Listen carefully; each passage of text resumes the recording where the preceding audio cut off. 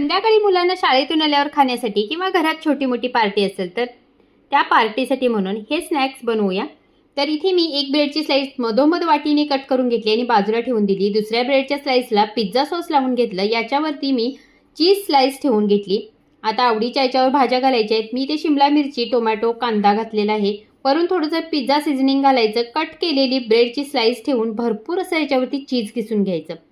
मग याच्यावर थोडे भाजींचे तुकडे पुन्हा ठेवून घ्यायचे आणि पुन्हा वरून थोडंसं पिझ्झा सीझनिंग टाकायचं।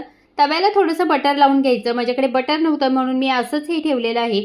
तुम्ही थोडंसं तेल किंवा बटर लावून घ्या आणि ही आता ब्रेड आहे ना, हा आपल्याला तव्यावरती झाकण ठेवून मस्त खालून क्रिस्पी होईपर्यंत आणि वरून हे चीज मेल्ट होईपर्यंत आपल्याला शेकून घ्यायचा।